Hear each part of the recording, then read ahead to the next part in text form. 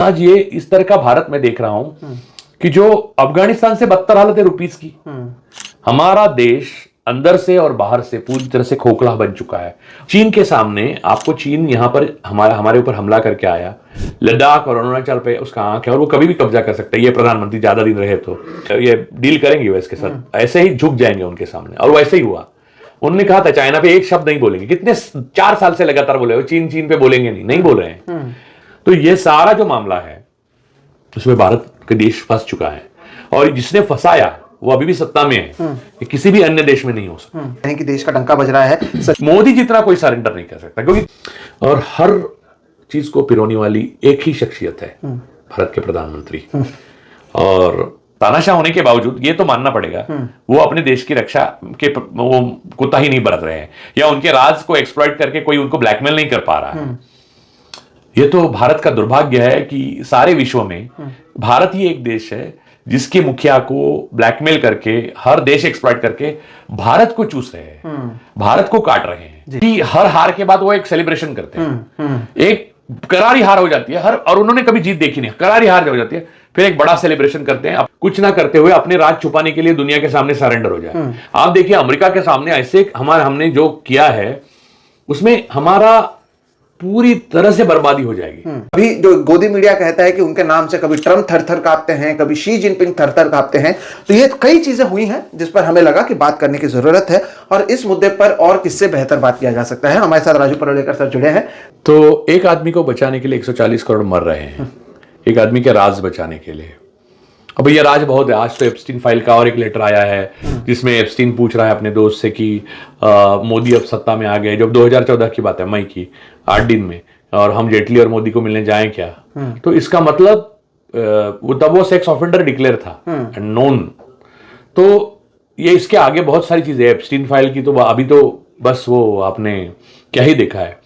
हो सके उतना बचाने की कोशिश करेगा सरकार को मोदी और ये जो बाकी जो लोग हैं जो बीजेपी के लोग हैं। फिर भी वो अगर कहते हैं कि मुझे ऐसा महसूस हुआ जबकि चीन अंदर आ रहा था और मुझे इंस्ट्रक्शन, क्योंकि सेना, ये लोग जो भक्त लोग बोल रहे हैं उनको कुछ मालूम नहीं है, सेना को पूरे ताकत यानी पूरा अपने दे दिया है, फुली छूट दी, ऐसा नहीं होता है। सेना को स्पेसिफिक इंस्ट्रक्शन के बिना किसी भी डेमोक्रेटिक कंट्री में सेना कोई एक्ट नहीं करती, एक गोली भी नहीं चला सकती। तो वो चाइना को देखते हुए नरवणे साहब ने इमीडिएटली मंत्रालय में यानी कैबिनेट में फोन किया। वहां पर उन्होंने लिखा है कि ढोवाल थे एनएसए, फिर राजनाथ सिंह थे, फिर प्रधानमंत्री, सारे लोगों पर उन्होंने बताया कि ये ऐसा है। तो उनको अनुमति चाहिए थी, क्योंकि देखिए minister of external affair is a democratic affair. Ministry of external affair military के अंडर नहीं आता हमारे देश में। तो अगर आप उस देश के साथ ताल्लुकात जैसे रखना चाहते हैं उस हिसाब से मिलिट्री एक्ट करती है। ये बात समझिए आप बात को। तो मोदी इंडिसिसिव थे, उन्होंने जवाब नहीं दिया और वो बोले 2.2 घंटा वो लगातार बेचैन रहे। और आखिर वो राजनाथ सिंह का बात होती है तो वो कहते हैं जो उचित समझो वो करो। यानी ऐसा कोई निर्देश ही नहीं जिससे हम तय कर सके। यानी एक जनरल के लिए इससे हताशा की बात क्या हो सकती है, जिसने अपने जीवन भर देशभक्ति, मातृभूमि ये सब पढ़ा होगा ज्ञान प्रबोधिनी में, उसको ऐसे एक पल पे जो सरकार जो उसके विचारों की थी उसके प्रधानमंत्री ने इंस्ट्रक्शन पे बोला गया, उसके रक्षा मंत्री ने कि जो उचित समझो वो करो, तो उन्होंने आगे लिखा है। मैंने इतनी हताशा महसूस की कि मुझे उस वक्त पता चला कि मैं कितना अकेला हूं, मेरी पूरी सिस्टम मेरे साथ नहीं है। ये सारी इनकी मोडस ऑपरेंडी है। तो ऐसे में इन्होंने जो एक्सप्रेशन दे रहे हैं जनरल अपनी किताब, तो उन्होंने बोला अब मेरा काम तो हो गया, मैंने प्रकाशक को दे दी है यानी पेंगुइन को, और मिनिस्टर ऑफ डिफेंस ने उनको अटका के रखा है। तो ये सारा किस्सा है इसका जी। तो मोदी स्वाभाविक रूप से चीन पे बात नहीं करना चाहते, चीन के खिलाफ वो कुछ नहीं कर पा रहे हैं, ना यूएस के खिलाफ कुछ कर पाए ना। देखिए भारत के लिए वो कुछ नहीं कर सकेंगे, वो सरेंडर किसी के लिए भी हो सकते हैं क्योंकि उनको कुर्सी चाहिए। लिखिए आज तक जो प्रधानमंत्री हुए हैं, अच्छे बुरे कुछ भी हुए हैं, उन्होंने एक पॉइंट पे जब मौका आया, वक्त आया, तो रेसिग्नेशन दे दिया, लेकिन कुर्सी का मोह नहीं रखा, मातृभूमि के लिए अपनी त्याग पत्र दे दिया। ये पहले प्रधानमंत्री है जो मातृभूमि को अपने लिए त्याग पत्र देने पे मजबूर कर रहे हैं। पूरा देश संकट में है, इनकी वजह से। यहाँ एप्स्टीन फाइल में इनके कागज, यहाँ क्रोनीज के कागज, यहाँ अनिल अंबानी आपके लिए वो कर रहा है, एप्स्टीन के साथ बात कर रहा है, वहां हरदीप पुरी बात कर रहे हैं, यहाँ नरवणे को आप चाइना के खिलाफ लड़ने की परमिशन नहीं दे रहे, वहां राफेल का क्या हुआ पाकिस्तान में आपको पता नहीं है, ऑपरेशन सिंदूर। और वो क्या करते मालूम है, सबसे बड़ी बात मुझे यानी आश्चर्य होता है, पूरी आरएसएस ने ये तो यानी आरएसएस एक भयंकर ऑर्गेनाइजेशन है, लेकिन उन्होंने सिखाते वक्त तो ये नहीं सिखाया था कि हर हार के बाद वो एक सेलिब्रेशन करते हैं। एक करारी हार हो जाती है और उन्होंने कभी जीत देखी नहीं, करारी हार हो जाती है, फिर एक बड़ा सेलिब्रेशन करते हैं। हार हुई है, आप अपने चमचों को बुलाएंगे 300 200 जो भी है, और उनसे हार वार पहनावाएंगे, उनको हार पहनाएंगे और बस खुश हो रहेंगे। और सारा मीडिया आपने गुलाम बना के रखा है, वो अरुणपुरी कलीपुरी वो सब जाएंगे एक दिन, लेकिन वो जाएंगे तो मैं नहीं चाहता कि ऐसे किसी पर वो आए, क्योंकि जो मजे किए हैं उन्होंने उसका कॉन्सिक्वेंसेस भी है। पाकिस्तान का चीन को समर्थन था, अगर मैं गोली चलाता और वॉर हो जाता तो क्या मेरे सैनिकों के पास एसेंशियल सप्लाईज आते नहीं आते, बहुत सारे फैसले उन्हें लेने थे। 20 सैनिकों का जो वो वहां पर हो गया जी शहादत, उसके बारे में अनसंग अनऑनर्ड गए हैं वो, अनसंग अनऑनर्ड, क्योंकि प्रधानमंत्री ने ऑन रिकॉर्ड कहा ना कोई करना ही नहीं चाहते थे, हाँ। ना कोई घुसा है ना कोई आया है, जबकि यहाँ पर और चाइनीज मीडिया ने उसको खूब चलाया। और जो मैं पहले विश्वास नहीं रखता था, ऐसी जो कॉन्स्पिरेसी थियरीज है मैं ज्यादा विश्वास नहीं रखता, लेकिन सुब्रमण्यम स्वामी बार बार बोल रहे थे कि चाइना के पास कुछ राज है, जैसे यूएस के पास भी है, अब तो पता ही चल गया, तो इसलिए ये बात नहीं करते चाइना के खिलाफ कि हर हार के बाद वो एक सेलिब्रेशन करते हैं। एक करारी हार हो जाती है और उन्होंने कभी जीत देखी नहीं, करारी हार हो जाती है, फिर एक बड़ा सेलिब्रेशन करते हैं, कुछ ना करते हुए अपने राज छुपाने के लिए दुनिया के सामने सरेंडर हो जाए। आप देखिए अमेरिका के सामने ऐसे हमने जो किया है उसमें हमारा पूरी तरह से बर्बादी हो जाएगी हमारे कृषि क्षेत्र की। हमारे लिए 18% टैरिफ और अमेरिका को हम 0% टैरिफ। अब ये बोलेंगे हम मानते नहीं हैं, हम क्या मानते नहीं है यार, वहां पर सारे विदेश मंत्री, कुछ ट्रम्प साहब ने बोला है, और ट्रम्प साहब ने जब ये ट्वीट डाला तो मोदी कह सकते थे, और ट्वीट भी देखिए ट्रम्प साहब ने जो ट्वीट डाला है हमारे लिए वो, और उन्होंने अन्य देशों के लिए जो ट्वीट डाले उसमें भावना का फर्क देखिए, टोन का फर्क है। टोन जो है वो बाकी देशों में रिस्पेक्ट का है और हमारे लिए कोई रिस्पेक्ट नहीं, उन्होंने ऐसे ऐसे लिया है हम। भारत एक ताकत था साउथ एशिया का, और भारत में नाम से लेके हर मूवमेंट में भारत ऐसा आगे था और ऐसा ताकत था। पाकिस्तान तो हमारे सामने कुछ नहीं था, हम चाइना से बराबरी कर रहे थे आखिर तक मनमोहन की सरकार के। लेकिन आज ये इस तरह का भारत में देख रहा हूं कि जो अफगानिस्तान से बदतर हालत है रुपीस की, हमारा देश अंदर से और बाहर से पूरी तरह से खोखला बन चुका है, और वो सिर्फ एक आदमी के राज छिपाने के लिए हो रहा है। चाइना से तो है, मैं इसी पे आ रहा था, चाइना के ही शब्द पर आ रहा था। पाकिस्तान शब्द आते ही, क्योंकि प्रधानमंत्री ने राज्यसभा में गुरुवार के दिन बात की, हमने पाकिस्तान में ये किया, हमने वो किया, कांग्रेस ने कुछ नहीं किया, गरीबी बढ़ाई, कई सारी चीजें बोली। चीन आते ही प्रधानमंत्री चुप बैठ जाते हैं। चाइना पर ही जब राहुल गांधी बात करना चाह रहे थे, अगर प्रधानमंत्री संसद में खुद तो भाषण देते नहीं है लोकसभा में, और राहुल गांधी को भी एक के बाद एक 3-4 दिन बोलने से रोका जाता है, कभी ओम बिरला, नेता विपक्ष को रोका जाता है। फिर रील में जिस तरह से इन्होंने बना दिया है, घर में घुस के मारते हैं, नया भारत है, ये वो वगैरह वगैरह, और रियल में जैसे ही पता चलता है कि धुरंधर केवल टीवी में रह सकते हैं। चीन के सामने आपको, चीन यहां पर हमारे ऊपर हमला करके आया, लद्दाख और अरुणाचल पे उसका आंख है और वो कभी भी कब्जा कर सकता है, ये प्रधानमंत्री ज्यादा दिन रहे तो। चाइना की communist, original Maoist communist party को बुलाया, उनके साथ भाजपा ने मीटिंग की, आरएसएस के कार्यालय में जाकर आरएसएस ने मीटिंग की। उनको तो अच्छा ही है, आप जमीन भी दे रहे हो, जंगल भी दे रहे हो, आप रिसोर्सेज भी दे रहे हो, आपका एक बहुत अच्छा राज्य भी दे रहे हो, वो गांव भी बदल रहे हैं, वहां से बस्तियां भी कर रहे हैं, और ऊपर से आपकी जो सत्ता में पार्टी है उसके साथ पार्टियां भी कर रहे हैं। तो इसका मतलब ये है कि जो उनको मिले, बीजेपी, आरएसएस और ये लोग, वो सारे देशद्रोही है। क्योंकि आप दुश्मन देश के साथ नहीं बैठना चाहिए, जब तक ये मामला सुलझ नहीं जाता तब तक तो दुश्मन है। सही बात है। मीडिया का और फिल्म्स का और बाकी चीजों के थ्रू प्रोपेगेंडा फैलाया जा रहा था, उसको एक तरीके से पर्दाफाश किया और एक्सपोज किया उनके ओर से। नहीं, मीडिया प्रोपेगेंडा तो बकवास ही है, वो बात अलग ही है। लेकिन राहुल गांधी के बारे में दो बातें हैं, एक पुख्ता सबूत ना हो तो वो बोलते नहीं है, यानी जो बोलते हैं तो आप समझ के चलिए वो है चीज दुनिया में। और दूसरी चीज, वो जो प्रधानमंत्री के बारे में प्रेडिक्ट करते हैं वही करते प्रधानमंत्री आगे जाकर। तो उन्होंने बोला था पीयूष गोयल का बयान आने के बाद भी, ये तो ये डील करेंगे यूएस के साथ, ऐसे ही झुक जाएंगे उनके सामने, और वैसे ही हुआ। उन्होंने कहा था चाइना पे एक शब्द नहीं बोलेंगे, कितने 4 साल से लगातार बोले, चीन पे बोलेंगे नहीं बोल रहे हैं। तो ये सारा जो मामला है उसमें भारत का देश फंस चुका है, और जिसने फंसाया वो अभी भी सत्ता में है। ये किसी भी अन्य देश में नहीं हो सकता है कि देश का डंका बज रहा है। सच्चाई यह है कि इससे भारत को नुकसान है, भारत के किसानों को नुकसान है। ये बात भी आपने सिर्फ कही। किसानों को नहीं, मैं आपको बताता हूं, भारत की एक भी सेक्टर ऐसा नहीं जिसमें फायदा है, क्योंकि ट्रम्प साहब ने हमारे देश के फायदे के लिए वो बनाया ही नहीं है। वो सिर्फ अमेरिका का फायदे के लिए बनाया है। उनको लगता है भारत एक बहुत बड़ा मार्केट है, बस इतना ही रहा भारत का। मोदी जितना कोई सरेंडर नहीं कर सकता, क्योंकि किसी के वेस्टेड इंटरेस्ट यूएस, इजराइल और चाइना में नहीं है, ना ही किसी के क्रोनीज है।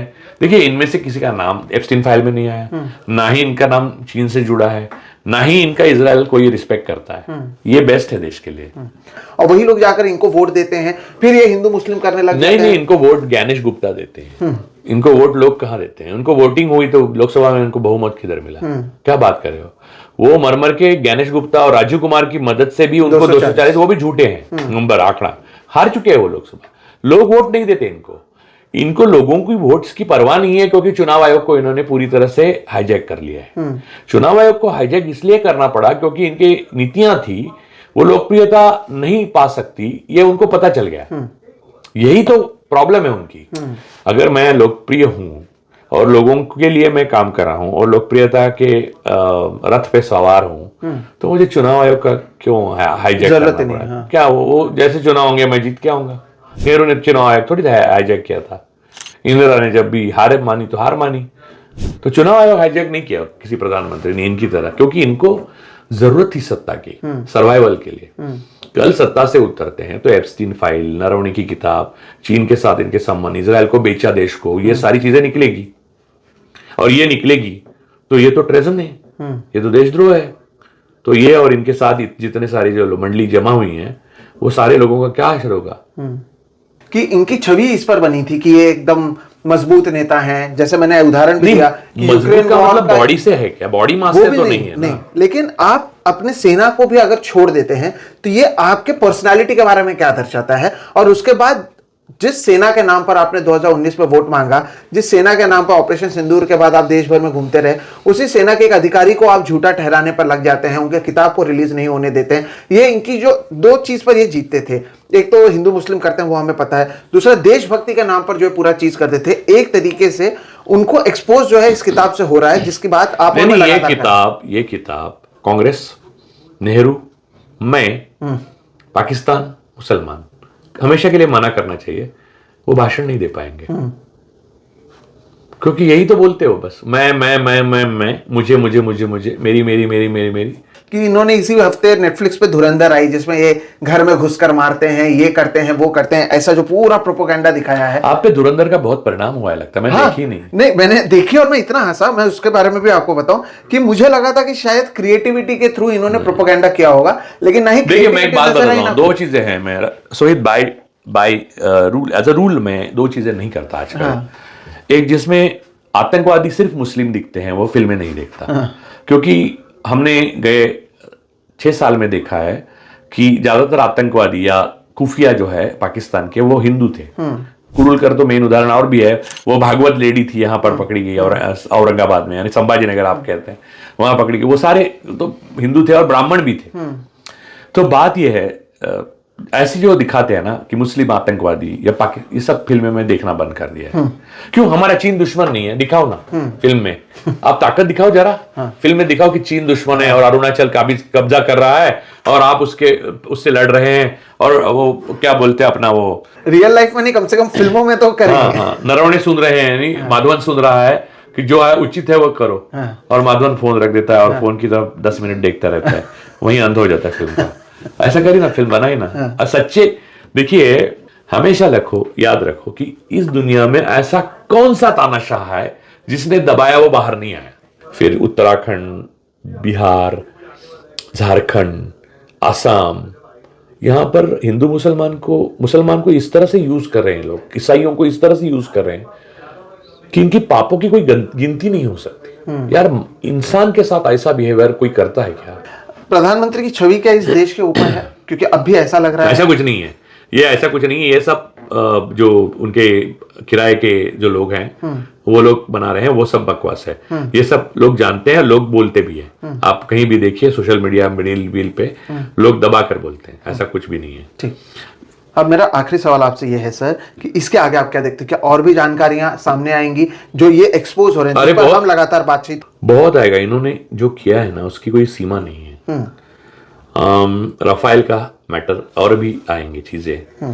अब अनिल अंबानी साहब के बारे में आप तो लोग लिख रहे हैं, आप एप्स्टीन फाइल में भी जो आए हैं उसके कई अलग अलग मीनिंग है, अर्थ है, वो सब सामने आएंगे। उसके दूसरे पहलू हैं वो भी सामने आएंगे।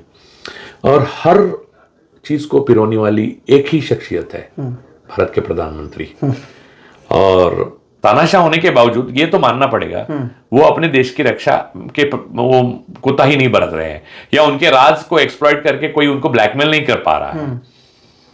ये तो भारत का दुर्भाग्य है कि सारे विश्व में भारत ही एक देश है जिसके मुखिया को ब्लैकमेल करके हर देश एक्सप्लॉइट करके भारत को चूस रहे हैं, भारत को काट रहे हैं। दोस्तों, आज भारत के अंदर से ही ऐसी आवाज़ उठी है जिसने सियासी हलकों में हलचल मचा दी है।